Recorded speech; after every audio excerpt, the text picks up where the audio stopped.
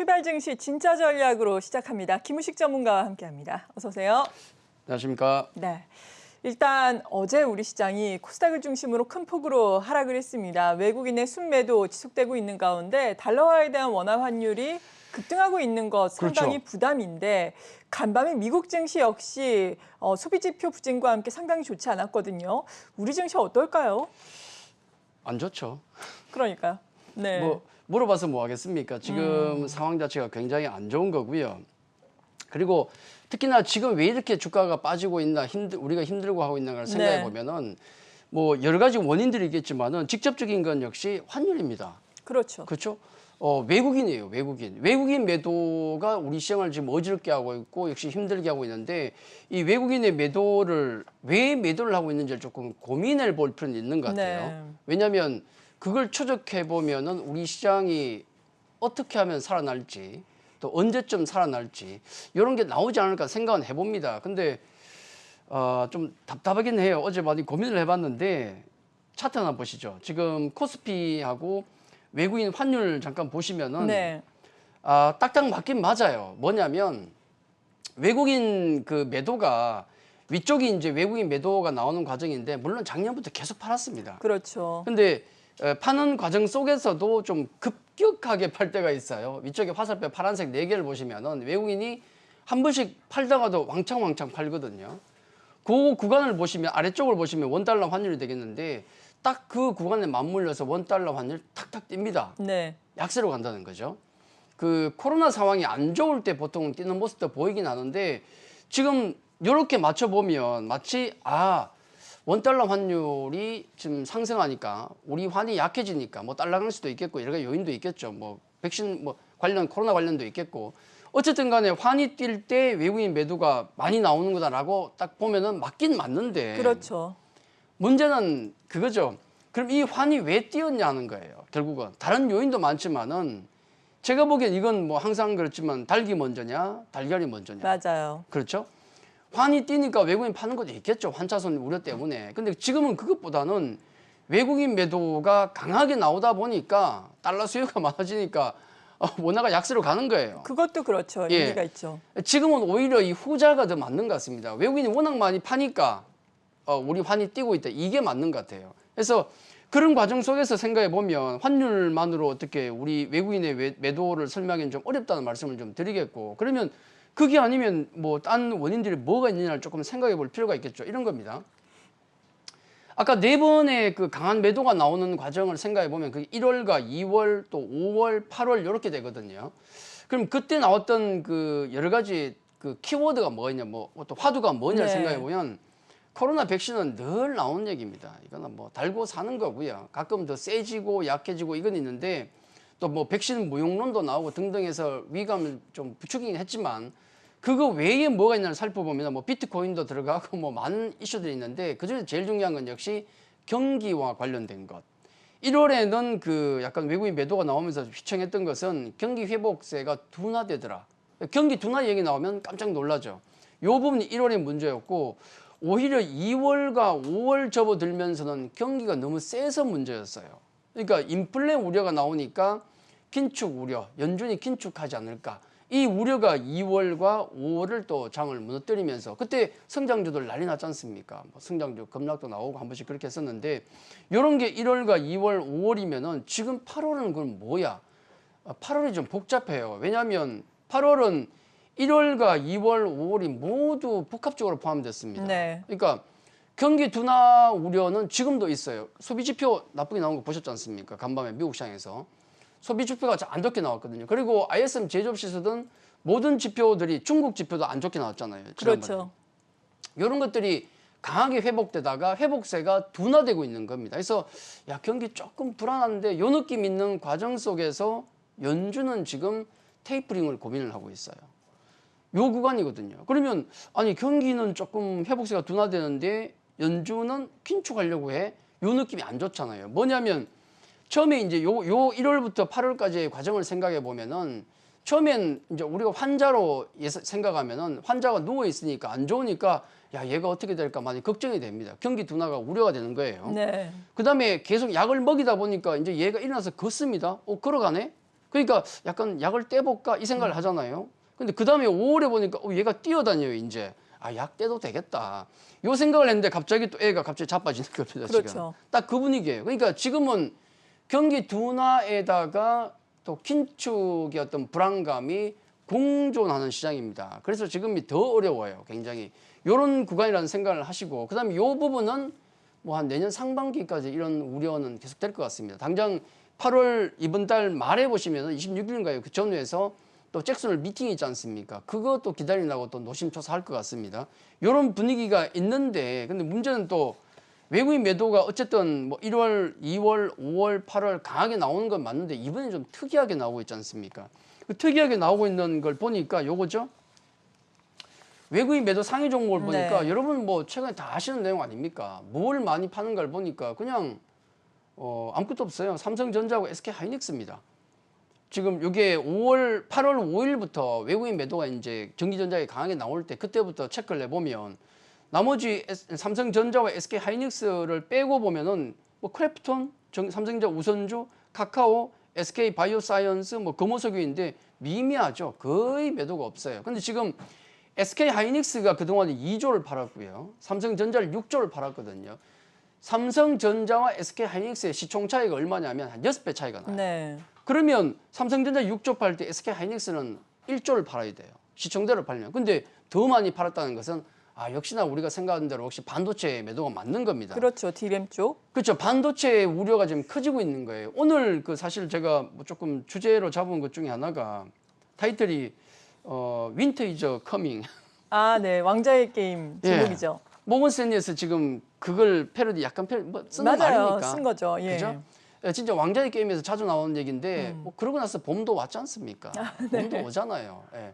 지금 윈터 이즈 커밍이라고 해서 메모리 반도체 쪽에 굉장히 험악한 리포트를 모건 스탠리에 썼죠. 네. 근데 지금 우리 장에 마치 겨울이 온 듯한 느낌이 듭니다. 그렇죠. 그래서 아무래도 탑2니까. 예. 아마 걱정을 많이 하실 것 같아요. 삼성전자, 뭐 하이닉스를 가지고 계신 분도 물론이고 지금은 거기에 대한 공포가 다른 섹터로도 전이가 되고 있거든요. 야, 반도체만 그렇게 했어? 이 생각할 수밖에 없잖아요. 네. 그래서 아마 여기에 대해서 굉장히 많이 걱정을 하실 것 같습니다. 관련해서 왜냐하면 하이닉스 목표가를 15만 6천 원에서 8만 원으로 반토막을 냈지 않습니까? 굉장히 위기감을 느껴지죠. 10만 원 왔다 갔다 하고 있는데 매도 강력 매도거든요. 이건 제가 자주 드는 사례인데 이런 그 험악한 리포트가 나왔을 때 제가 다른 분들께 많이 보여드리는 게 있어요. 네. 이건 그 사례 중에 하나인데요. 모건 스탠리가 원래 좀 입이 좀 험악합니다. 아, 맞아요. 원래 그래요. 네. 예, 굉장히 험악하게 씁니다. 요거 그 차트가 NC소프트 차트예요. 제가 잘 아는 종목이고 자주 소개도 시켜드리고 하니까 네. 제가 요걸 사례를 든 왜냐하면 가장 그 역사상 가장 험악했던 리포트가 이 리포트입니다. 이 리포트. 제목이 게임 오버예요? 게임 오버입니다. 와. 요게 2013년이거든요. 네. 2013년에 그 전에 보면은 한 주가가 한 30만 원까지 갔다가 주가가 한 10만 원대까지 밀려 내려오는 굉장히 어려운 이때 장도 안 좋았고 네. 분위기 안 좋은데 갑자기 모건 스탠리에서 리포트를 덜컥 쓰는데 제목이 게임 오버예요. 제목부터 살벌하네요. 살벌하죠. 네. 이게 다른 회사면 게임 오버. 야, 니네 회사 끝났어 그러면 뭐 어쩌라고 이러는데 게임 회사에. 게임 회사지 않습니까? 네. 게임 회사에다 대고 모건 스탠리가 니네 회사 게임 오버. 뭐 어쩌란 얘기인지 다 팔란 얘기잖아요. 근데 이게 2013년 1월입니다. 그때 10만 원대 주가 할 때예요. 그 이후 주가를 한번 보십시오. 지금 그 이후에 보시면 100만 원 갔거든요. 그렇죠. 100만 원 갔어요. 10만 원 하던 게 100만 원 갔으면 10배 났거든요. 그래서 뭐 그래서 어쩌라고 할지 모르겠지만은 모건 스탠리를 제가 뭐 탓하는 건 아닙니다. 리포트가 뭐 이게 맞고 틀리고를 얘기하는 게 아니고 제가 말씀드리고 싶은 것은 잘 안 맞더라는 겁니다. 잘 안 맞아요. 왜냐하면 여러분 한번 잘 생각해 보십시오. 지금 반도체 시황에 대해서 뭐 설왕설래가 많이 오가는데 제가 뭐 섹터 애널리스트가 아니니까 거기에 대해서 반박할 건 안 됩니다만은 네. 지난 우리 그 작년에 코로나 그 사태가 터져가지고 그때 어떤 얘기가 나왔습니까? 반도체 된다 그랬습니까? 안 된다 그랬습니까? 안 된다 그러잖아요. 왜냐하면 경기가 침체돼 가는데 뭐 반도체가 될 리가 있겠습니까? 근데 그 이후에 무슨 일이 벌어졌냐면 언택트 수요가 폭발했잖아요. 네. 돈 쓸 곳이 없으니까 우리가 뭐 여행 가고 뭐 관광 이런 데 쓸 데가 없지 않습니까? 그러니까 내구재 소비가 폭증했어요. 할 게 뭐 집에 리모델링 한다든지 뭐 자동차 산다든지 TV를 바꾸고 냉장고를 바꾸고 뭐 건조기를 사고 이런 쪽으로 폭증을 했거든요. 그러니까 반도체 수요가 오히려 크게 늘어났죠. 요 분위기로 가니까 작년 말부터 올해 초에 우리가 뭐라고 그랬습니까? 반도체 관련해서 슈퍼 사이클이 온다네요. 어디 갔어요, 그거 지금? 그러게요. 그 슈퍼 사이클이 어디 갔습니까? 이게 잘 안 맞아요. 이러다가 또 한 반년 있다가 어떻게 바뀔지가 모릅니다. 그래서 이런 그 험악한 리포트가 나오더라도 혹시나 초보분들 같은 경우는 야 이거 난리 났네 이 생각 하실 수 있겠지만은 그냥 그러려니 하고 넘어가는 게 맞아요. 네. 100% 맞는 게 아니거든요. 제가 사례를 보여드렸지 않습니까? 이런 말씀을 좀 드리고 그리고 이제 다만 그건 있습니다. 중장기로 우리가 너무 위축될 필요는 없지만은 단기적으로 볼 때는 조금 걱정은 있어요. 왜냐하면 아까 제가 뭐 보여드렸던 NC 같은 경우 저는 그때 버티면서 많이 먹었거든요. 근데 지나고 나서 생각해 보면은 그 당시에 버틸 때는 굉장히 힘들었어요. 맞아요. 그러셨겠죠. 예, 왜냐하면 모건 스탠리가 이런 험악한 리포트를 내면 리포트만 나오느냐? 아닙니다. 동조 세력이 있어요.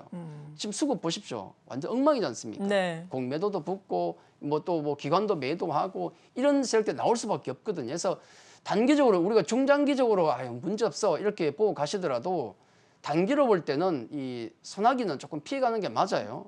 그런 걸 감안하면 지금 SK하이닉스와 삼성전자의 위치를 보면 반등 구간에 들어왔거든요. 그러면 반등이 어느 정도 만약에 나온다 그러면은 너무 많은 비중은 굳이 소나기가 내리는데 가져갈 필요는 없지 않을까 하는 생각이 듭니다. 그래서 반등이 진행되면 조금 비중을 조절하는 것도 저는 괜찮겠다. 지금 당장은 아니고 네. 반등이 진행되면 조금 비중은 가볍게 가는 것도 괜찮겠다는 말씀을 또 함께 드리고 전체적으로 외국인 수급은 이런 반도체 매도가 이제 곧 진정이 되겠지만 하반기 지금 뭐 접어들어서 지금 계속 가고 있지만 내년 상반기까지는 외국인 수급이 이런 뭐 테이퍼링이라든지 긴축, 뭐 금리 인상 이 이슈 속에 들어가기 때문에 외국인 수급이 한꺼번에 확 좋아질 리는 없다. 요건 계속 감안을 하고 가시는 게 맞지 않을까 그 말씀도 드리도록 하겠습니다. 네, 이 시간을 통해서 여러 가지 유망 종목 소개를 해드리고 있는데 사실 몇 달 전부터는 현금 비중이 좀 있는 것이 중요하다라는 점을 강조를 해주셨어요. 현금 비중이 그나마 좀 있는 분들은 어느 정도 어제 급락장에서도 안심은 됐을 거예요. 내가 저가 매수에 나설 금액이 있으니까. 그렇죠. 하지만 정말 풀베팅에 들어가신 분들은 이도저도 못하잖아요. 걱정이 큽니다. 네, 그러니까 어제 특히나 물론 오른 종목은 있지만 그래도 대부분의 종목 거의 뭐 코스닥에서는 1,200 종목이 넘더라고요. 하락 네, 종목이. 맞아요. 대부분의 종목이 하락하면서 분위기가 참 쎄했는데 어떻게 전략을 다시 한번 세워야 될까요? 어제 10개 중에 9개가 빠졌어요. 그러니까요. 그러면 뭐 거의 다 빠졌다 보시면 네. 되고 정말 특수한 종목만 이렇게 좀 올라갔다라고 보시면 되는데 제가 6월부터 현금 비중 계속 말씀드리면서 그냥 포트에다가 박아버렸어요. 현금이라는 란을 만들어버렸지 않습니까? 네, 그렇죠. 아예 현금 필요합니다. 근데 6월부터 재미없잖아요, 지금. 그래서 뭐 한 10에서 20, 30 이렇게 계속 말씀드리는데 지난주에도 한 10에서 20 정도 말씀드리면서 수익 안 나시는 분들은 비중 더 30% 이런 식으로 비중을 더 만드셔야 된다는 말씀도 드렸어요, 계속. 그래서 6, 7, 8월 달 계속 현금 비중을 계속 말씀드리는데 일부러 이제 현금 난을 아예 만들었다는 걸 제가 한 번 더 강조를 드리고 지금도 네. 현금이 필요해요. 왜냐하면 우리가 그 주식시장이 안 좋아지면 흔히 하는 얘기가 뭡니까? 우리 흔히 진짜 들으면 짜증나는 얘기인데 위기는 기회다.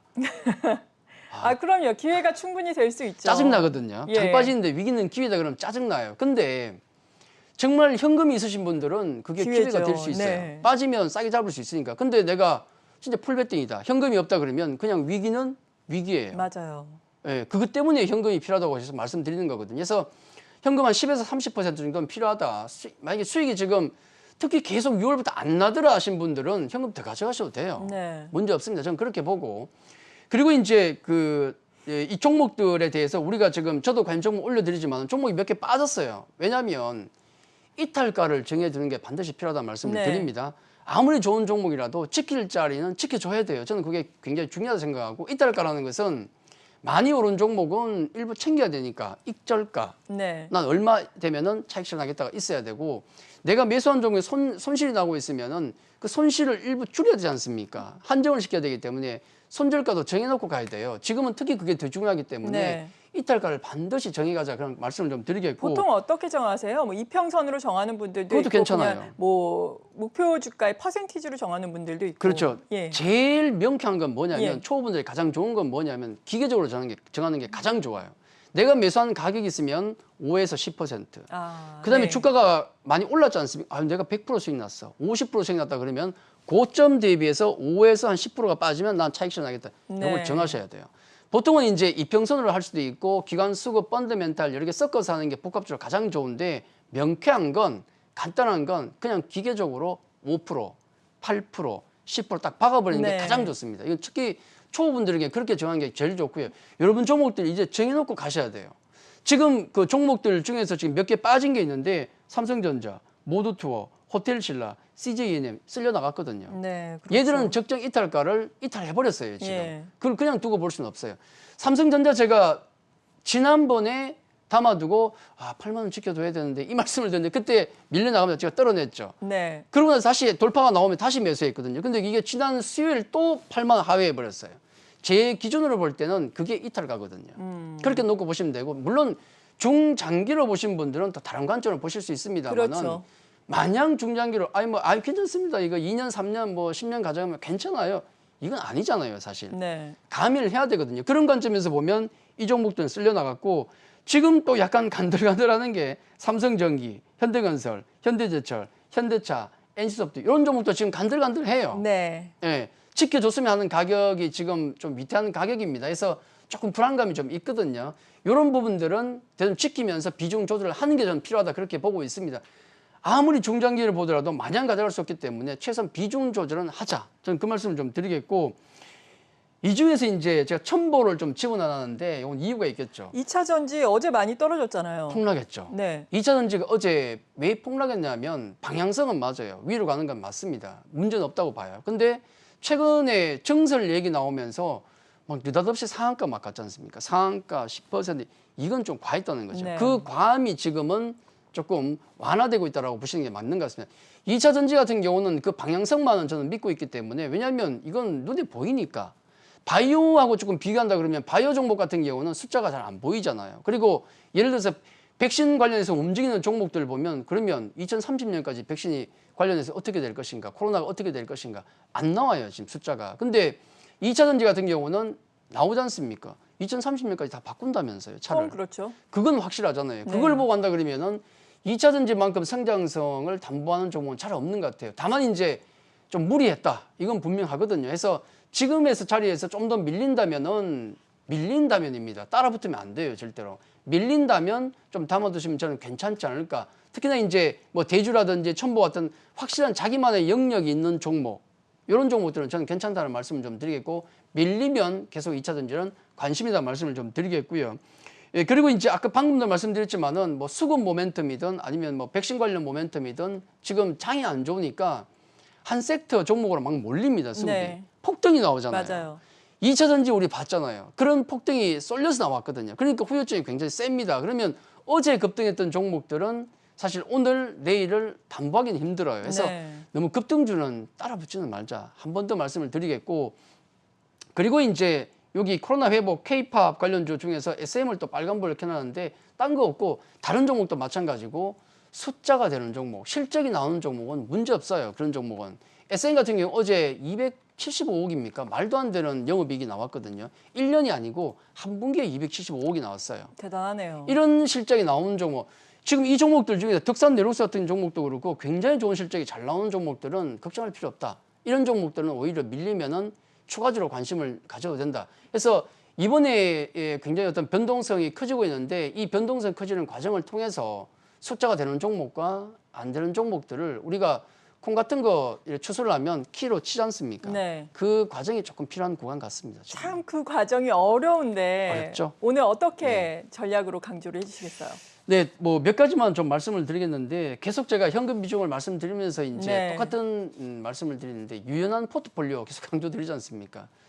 현금 필요하고요. 그리고 종목당 비중을 공격적으로 조절하자. 내가 이 종목이 좋아서 한 30% 비중을 가져가더라도 아니라는 판단에 서면 내 기준에 아니라는 판단에 서면 난 이 종목을 숫자 때문에 샀어 그러면 숫자가 안 좋게 나오면 팔아야 돼요. 그거는. 그다음 난 이것 때문에 샀어 그러면 무조건 그 기준에 온다면 팔아야 됩니다. 그 비중을 잘 조절하셔야 되고 두 번째는 이제 그 역시 중요한 게 시장 반등 시에 포트폴리오 조절은 좀 하자. 방금 말씀드렸지만 숫자가 나오는 종목과 안 나오는 종목. 어차피 장이 안 좋으면 다 빠져요. 그건 네. 어쩔 수가 없는데 나중에 보면 숫자 되는 종목들은 빠진 거에 2배, 3배 올라갑니다. 예, 그것만 좀 생각하시면 될 것 같고 마지막으로 이제 장이 험악하니까 최소한 이탈가는 산정하자. 손절가, 익절가 정해놓고 기계적으로 가는 것도 어느 정도는 필요하다. 그 말씀도 꼭 드리고 싶습니다. 네, 지금까지 진짜 전략 김우식 전문가로부터 도움 말씀 들어봤습니다. 고맙습니다.